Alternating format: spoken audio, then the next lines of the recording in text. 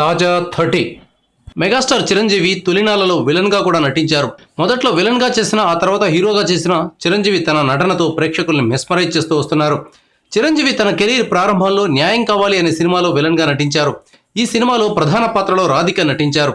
ప్రేమించానని చెప్పి విలన్ రాధికను బలాత్కారం చేసే సీన్ ఒకటి న్యాయం కావాలి సినిమాలో ఉంది. ఈ సినిమా గురించి చెప్పగానే రాధిక భయపడిపోయింది. దీంతో చిరంజీవి ఆమెకు రేప్ సీన్ కాదు, రేపు తీయబోయే సీన్ అని చెప్పారు. రాధిక మాతృభాష తమిళం అన్న సంగతి తెలిసిందే. ఆమెకు తెలుగు వచ్చేది కాదు.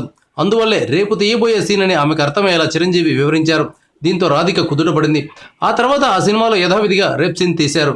ఎందుకంటే ఆ సీనే సినిమాకు హైలైట్. ఈ విషయాన్ని ఉమెన్స్ డే సందర్భంగా మీలో ఎవరు కోటీశ్వరుడికి వచ్చిన రాధిక గుర్తు చేసుకున్నారు. ఈ కార్యక్రమానికి రాధికతో పాటు సుహాసిని కూడా వచ్చారు. వీరిద్దరి మదర్ టంగ్ తమిళం కాగా వీరికి మొదట చిరంజీవి తెలుగు నేర్పించారు. ఈ విషయాన్ని రాధిక, సుహాసినిలు స్వయంగా వెల్లడించారు. ఈ సందర్భంగా సుహాసిని మన దేశంలో మహిళలకు సమాన అవకాశాలు కల్పించడం లేదని గణాంకాలతో సహా వివరించారు. 120 దేశాల్లో మహిళల స్థితిగతులపై సర్వే చేస్తే ఇండియా 115వ స్థానంలో ఉందని సుహాసిని చెప్పారు. ఆస్ట్రేలియాలో మహిళలకు సమున్నతమైన స్థానం లభిస్తోందని ఆమె చెప్పారు.